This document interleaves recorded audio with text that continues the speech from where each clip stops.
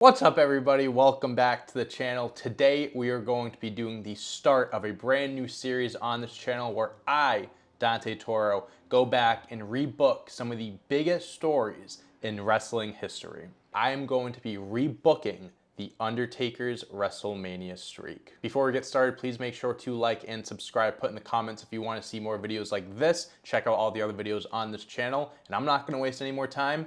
Let's rebook this thing. As we all know, at WrestleMania 30, The Undertaker lost his WrestleMania winning streak to Brock Lesnar, the Beast, who had only been back in WWE for 2 years at this point. 21-0 going into this match. Undertaker rocking the clean-shaven mohawk, creepy, scary hairstyle. This was another WrestleMania match that people just thought, Brock Lesnar is an intimidating opponent, but there's no way The Undertaker is losing. What happened next was probably the most shocking thing in WWE history. After 3 F5s, Brock Lesnar pins and defeats The Undertaker at WrestleMania, making his record 21-1. We've heard stories, obviously, about the match and how The Undertaker got concussed and doesn't remember much of it, and that led to a lot of speculation of whether or not Undertaker was meant to lose or not. Undertaker has pretty much confirmed that that was the decision going into this match. It wasn't, no, he just didn't kick out because he was knocked out. He was meant to lose in the first place. And as we know, post this match, Brock Lesnar went on to squash John Cena at that year's SummerSlam and actually become the Beast Brock Lesnar. An unbeatable force, became a multiple-time world champion after beating The Undertaker. And this win, whether we want to say he needed it or not, did catapult him to that next level. As for The Undertaker, the years that followed, his WrestleMania matches started to become lackluster. You can say at this point The Undertaker lost that aura surrounding him when it came to WrestleMania because he was a special attraction. Everyone wanted to know if The Undertaker was going to lose at WrestleMania, who he was going to face. And after Undertaker finally lost his streak, The Undertaker fighting at WrestleMania just did not feel important as it once was. He did go on to have matches against the likes of Bray Wyatt, Shane McMahon, Roman Reigns, John Cena, and AJ Styles, but along the way, he also tacked on one more loss to his record, which really just kind of ruined the whole idea of The Undertaker in WrestleMania. Should Brock Lesnar have beaten The Undertaker at WrestleMania to end his streak? Should The Undertaker even have lost his streak at all? Or instead of Brock Lesnar, should there have been someone else to defeat The Undertaker and break his streak? Well, I'm going to tell you what WWE should have done, because my name is Dante Toro and I am rebooking The Undertaker's WrestleMania streak. I will die on this hill. I will scream it from the mountaintops till the day I die. Brock Lesnar did not have to beat The Undertaker at WrestleMania. Did this win catapult him to that next level, taking him from being a star to a megastar? It absolutely did. Did this win catapult him to being in the World Championship picture where he went to squash arguably the greatest all time, which was one of the greatest, one of the craziest, one of the most memorable WWE Championship matches in history? It absolutely did. My issue with all of this is that WWE could have done all that without Brock Lesnar beating The Undertaker. I get it. Look at Brock Lesnar. Look at him. He's a massive motherfucker. He's a big human being, former UFC champion. He is one of the greatest athletes of all time. You stand him next to an older Undertaker, of course Brock Lesnar is probably going to be the favorite. But guess what? This isn't UFC. This is WWE. And in WWE, The Undertaker does not lose at WrestleMania no matter what. Whether Brock Lesnar defeated or lost to Undertaker at WrestleMania 30, he was going to be okay. Brock Lesnar could have simply lost to Undertaker, disappeared for a few months, and then showed up again to have a match against John Cena, and no one would question it. The victory over Undertaker was important, a big stepping stone for him, but looking at Brock Lesnar and seeing how WWE has treated him over the years, they easily could have just had him show up, be like, this is John Cena's next opponent, boom, big moment, big match, you still keep the result. So WWE really could have had both. They could have had the Undertaker streak still intact and shot Brock Lesnar up the ranks and made him the most dominant WWE champion in recent history. And that's exactly what we're doing here. The Undertaker defeats Brock Lesnar at WrestleMania 30 to move his winning streak to 22-0.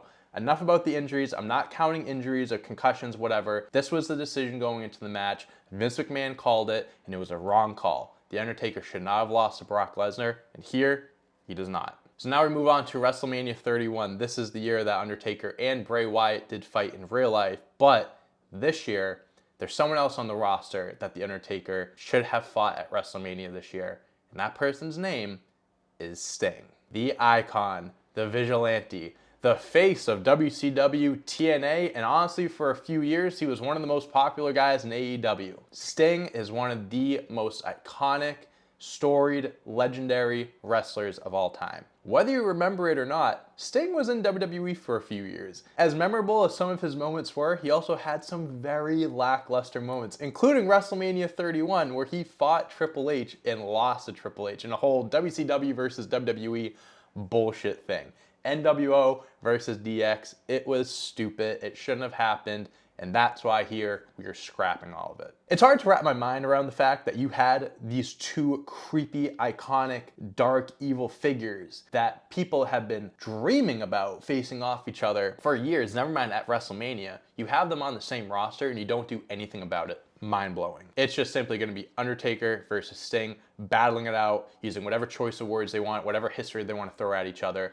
Trust these two because they're two of the best characters, two of the best workers, two of the best on the mic in wrestling history. Let them do their magic, let them go out there and just deliver a fantastic story and match. This is a back and forth battle. This is a dream match like I had mentioned, but just like in real life, Sting loses at WrestleMania. I would have loved it if Sting could get the upper hand, get a big WrestleMania win for himself, but people don't exactly want Sting to defeat The Undertaker and take a streak because the Sting is someone that just came in just a few months prior, was not a WWE guy. For him to come in and defeat The Undertaker and take a streak would have been crazy. That's like Cody Rhodes coming from AEW and defeating Roman Reigns at WrestleMania 39. First year, taking the belt off the top guy. It's a cool thought to have, but it's not going to happen. So The Undertaker gets the win here, moving his record to 23-0. Moving on to WrestleMania 32, The Undertaker fought Shane McMahon in real life in what was one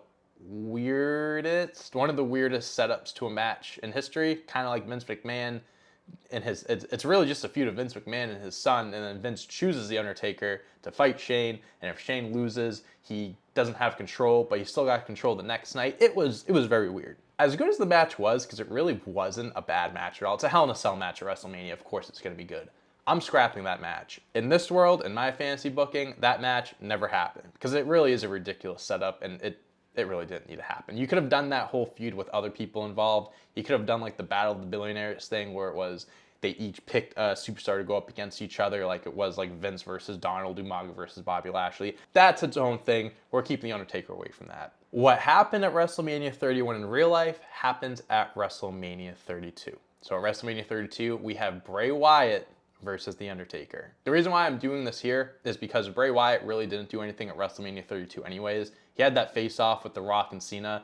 Eric Rowan lost to The Rock in like 6 seconds. Another thing that didn't need to happen and isn't going to happen here because that was silly. That was ridiculous. For months, Bray Wyatt is calling out The Undertaker, trying to get him back in the ring, trying to get him to fight him at WrestleMania. I'm the eater of worlds. I got the whole world in my hands. He's singing to everyone. He's singing to The Undertaker. The Wyatt family's looking for him. They're looking for Kane, the Brothers of Destruction. Bray Wyatt is questioning The Undertaker and whether or not his ego is too big. He's not showing up because he doesn't want to lose the streak that he values so much. Bray Wyatt's calling him old. He's saying, you really are a dead man. You can't sit up anymore. You can't compete in the ring.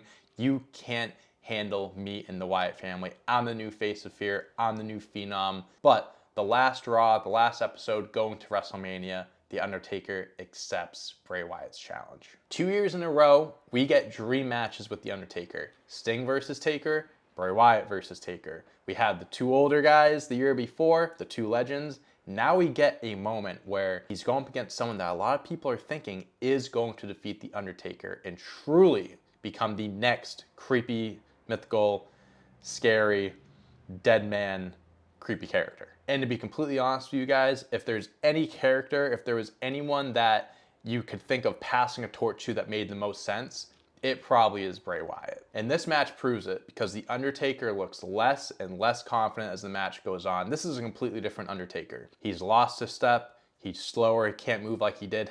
He's balder than he was years ago, which is crazy to think about. Bray Wyatt's mind games have worked on Undertaker, and throughout this match, it's looking like he has his number and he is going to break the streak. One Sister Abigail after another Sister Abigail, he can't keep The Undertaker down, but it's doing more and more damage to him. We get to a point in the match where The Undertaker goes to sit up and he can't fully sit up. Bray Wyatt's laughing at him, that evil, maniacal laugh, that creepy laugh, gets to the corner of the ring, goes upside down, starts doing his spider walk, and we still get that spot where the Undertaker sits up, and Bray Wyatt's in disbelief, and he goes, oh fuck, how did I get here?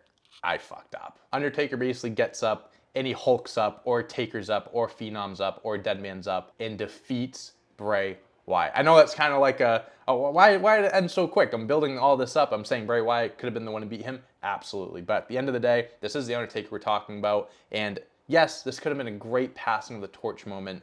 But knowing how Bray Wyatt was treated by WWE, knowing how Vince would have booked Bray Wyatt after this, I don't think it would have led to anything. And I'm not saying that as a disrespect to Bray Wyatt or anything like that, because I think Bray Wyatt, honestly, out of all the people that I will mention and all the people that Undertaker faced, I think Bray Wyatt made the most sense to beat him. I don't want Bray Wyatt, I don't want this streak to end for nothing. I don't want someone to beat The Undertaker and then Vince and WWE does absolutely nothing with it, because that's exactly what would happen here. That's why I have The Undertaker beating Bray Wyatt at WrestleMania 32, moving his record to 24-0. Here we are at WrestleMania 33. I'm keeping the match. Roman Reigns versus The Undertaker. Undertaker has a chance to go 25-0, and Roman Reigns has the chance to actually end the undefeated streak of The Undertaker. Not add another loss to the tally, not be the 2 and 23-2. No. Roman Reigns has a chance to do what no one else has done, and that is defeat The Undertaker. Now, at this time, we know how heavily pushed Roman Reigns was. We know how Roman Reigns was perceived by the fans. We know how hard it was for him to get over, but we also know how he is now, and how if WWE ran with the Tribal Chief story years ago, we wouldn't have had all the issues that we did with Roman. If they had just turned him heel years prior, if they had just taken advantage of Roman Reigns beating The Undertaker at WrestleMania, we could have gotten the Tribal Chief back in 2017, but we didn't. Here though, Roman Reigns loses to The Undertaker. The Undertaker wins. Yes, absolute swerve. This is not happening. Not happening. Simply because I've said this before. I've said the only two people that I think should have beaten The Undertaker are Bray Wyatt and Roman Reigns. Bray Wyatt, for what I said earlier, it made sense. Similar characters passing on the torch. Roman Reigns was being presented, was being built up to being the face of the company, of being the next Mount Rushmore-esque superstar. But yet they had him beat The Undertaker and did nothing with it. While I was writing this, I was going to say Roman Reigns is going to defeat The Undertaker in Jumpstart, that heel run, that Tribal Chief character. But one, I don't know if I could even trust WWE to do that. And two, Roman Reigns didn't need the win. WWE was thinking, oh, he's not over, the fans aren't loving him, let's have him beat The Undertaker, one of the biggest fan favorites in wrestling. What a fucking stupid decision that was. You think that was gonna make them cheer for him more? He came out the next night on Raw, was getting booed for 15 minutes straight. What a dumb decision that was. This entire story was built around a Royal Rumble elimination. Roman Reigns eliminated The Undertaker, and then all of a sudden it was, no, this is my yard. No, this is my yard. I have the shovel. I dig the graves. No, I got the dogs. I got the dogs with me. I'm the big dog. It really, for what it was, for what it ended up becoming, Roman Reigns defeating him, it was a really foolish, and it didn't really make any sense. This could have been another passing of the torch moment, but again, I don't trust WWE. I don't think they would have made this work. They had Roman beat Undertaker, and they didn't make it work. Instead, after Roman Reigns loses, he goes on a downward spiral. Maybe this is when you have him start losing matches, or you have him start getting angry, he's getting mad at himself for figuring out ways to get to where he wants to be, to get back to where he was, whatever it may be. And this is where we speed up the Tribal Chief character. We'll get to it, we'll build up to it, but because of this loss, it speeds up Roman Reigns' heel run, his Tribal Chief run, and in that case, it's a win-win for everybody, because The Undertaker keeps the streak, and Roman Reigns eventually turns heel and turns into one of the greatest characters we have seen in modern history.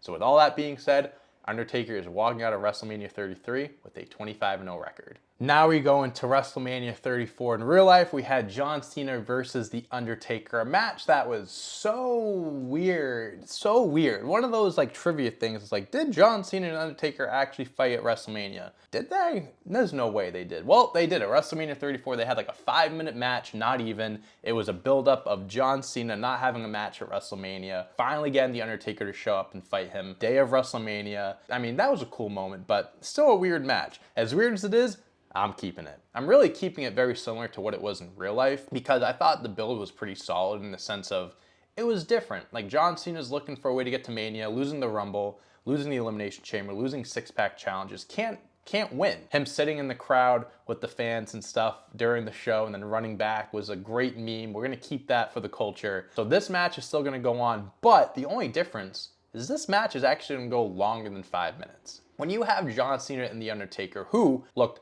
fantastic in this match, because I know there's a lot of questions of if he could still go or not. He's older, he's been banged up from a few matches, but in real life, The Undertaker looked great. So going off of that, this is going to be a good 10-15 minute match. Again, you have John Cena, you have The Undertaker.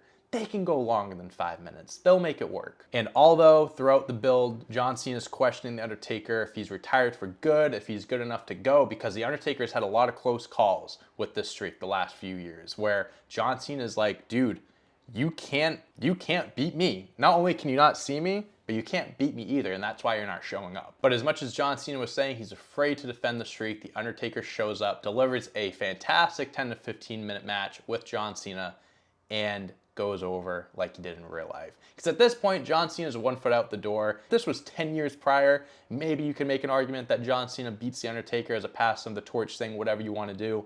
But in this case, John Cena doesn't need it. The Undertaker does need it more than Cena, I guess, in this case. So The Undertaker defeats John Cena at WrestleMania 34, improving his WrestleMania record to 26-0. WrestleMania 35, a year later in New York. This was a monumental WrestleMania because we saw the first women's main event, Becky Lynch, Charlotte Flair, Ronda Rousey for the unification of the women's championships. But this was also a weird, interesting, memorable WrestleMania because The Undertaker wasn't there. For the first time in God knows how many years, The Undertaker did not compete at WrestleMania. There was no spot for him. At this point, even the year prior with John Cena, there was a question of if The Undertaker was even going to be there. A year later, he wasn't. They did run this thing the night after on Raw where he took out Elias, interrupted him, gave him a tombstone, whatever. I'm actually going to bump that up from the Monday Night Raw after to WrestleMania. By doing this, I'm sacrificing the John Cena Basic Thugonomics segment that he had with Elias, which was very memorable, and it was very cool, and it was awesome seeing Cena show up with the old theme song. Kind of don't like how he was in a Yankees jersey. I know they were in New York, but like, come on, you're a Boston guy, John. I'm gonna scrap that for The Undertaker versus Elias, and this is gonna be the squash match. So the year prior, in real life, Undertaker and Cena had a very short match. This year, let's be real. At this point, The Undertaker's 54.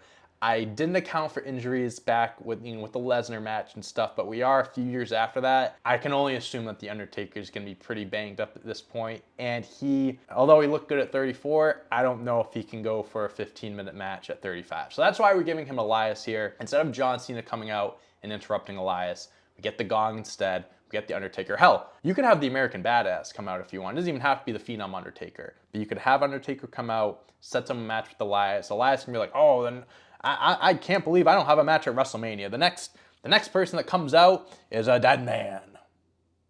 And then the gong hits, and that was stupid. But you know what I mean. We're adding this match in here to keep the streak alive, keep the streak going. Because this is an easy match you can get out of the way. Undertaker really isn't going to take any bumps. Elias could get a few, hits on offense, whatever. But this really is just a spot for the Undertaker to show up, surprising appearance, shocking appearance, and get a cheap win under his belt. At the end of WrestleMania 35, walking out of New York, The Undertaker has a WrestleMania record of 27-0. At this point, you must be thinking to yourself, Dante, is The Undertaker gonna lose at WrestleMania? We had Roman Reigns, Bray Wyatt, Brock Lesnar, all these guys come by, and Taker's still winning. That's true, because that's the way it should be. Going into WrestleMania 36, this is Undertaker's retirement match. This isn't one of those like speculative things like, oh, is The Undertaker really retired? Did he really ride off into the sunset? Is this it for good? Yes, it is. And it is the perfect way to go out. I'm not changing anything. about AJ Styles versus The Undertaker because it was done so perfectly. Obviously, circumstances being that it's during COVID and stuff like that, so we're going to keep that timeline here because I don't know if I can avoid a pandemic here. I don't know if I can avoid a world crisis here. So we're going to say COVID did happen again in my fantasy booking, unfortunately. We're still going to have the Boneyard match. It's still going to be a cinematic masterpiece, and The Undertaker is still going to beat AJ Styles in his last ever wrestling match. Not just WrestleMania, wrestling match. And at the end of it, The Undertaker retires with a WrestleMania winning streak of 28-0. Now, can we look back and make an argument for a few of the people that I had mentioned losing The Undertaker, actually beating him and breaking the streak? Absolutely. We can say Bray Wyatt should beat The Undertaker. We could say Roman Reigns. It could have been Brock Lesnar and everything just stayed on track where Brock Lesnar became a megastar and became the most dominant world champion in history because it bled from him beating The Undertaker. We could even say that Sting should have beat him if we want to do the dream match in a shocking moment, but ultimately, The Undertaker should have never lost at WrestleMania. Now, there is part of me that believes that he should have lost to someone to set them up for the future, to pass the torch, to elevate them to become a superstar. Part of me does believe that, but also most of me believes that seeing what we saw in real life, I can't trust the company to do that. The Undertaker streak was so precious and such an iconic thing that, again, like WrestleMania season that's The Undertaker's event. Once you lost The Undertaker, it lost its magic, it lost its aura. And by the time Roman Reigns beat him, forget about it. No one even cared at that point about whether The Undertaker had a streak. It was just the fact that Roman Reigns defeated The Undertaker. Some records aren't meant to be broken.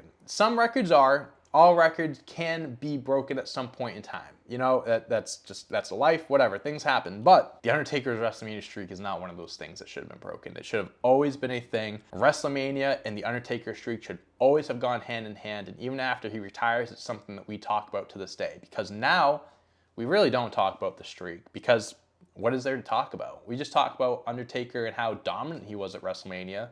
But there's no streak to go with it. He went 21-0, but now he's what, 25-2? Doesn't look as good. This is how I would have booked The Undertaker's WrestleMania win streak. I didn't break it. We're not breaking it. I'm keeping it alive because that's what I feel WWE should have done. I think that would have been the right decision. I don't know the man. I don't know Undertaker. I don't know Mark Calloway, but I can imagine losing that match to Lesnar fucking stung a lot. Deep down, he's got to know that they shouldn't have made that decision. But let me know what you think. How would you have booked The Undertaker's WrestleMania streak? Would you have had him remain undefeated like I did? Or would you have had him lose to Brock Lesnar, Bray Wyatt, Sting, Cena, Roman Reigns, or anybody else?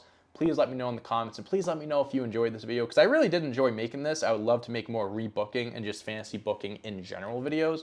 So if you like this type of content, please leave a like, put it in the comments. Check out all the other videos on this platform. Check out Talk to Myself, comes out every single Monday here on YouTube and audio platforms as well. I hope you guys have a great rest of the day. I'm filming this on Christmas Eve, so happy late Christmas. Hope everyone had a great holidays, and I will see you guys next time. Peace.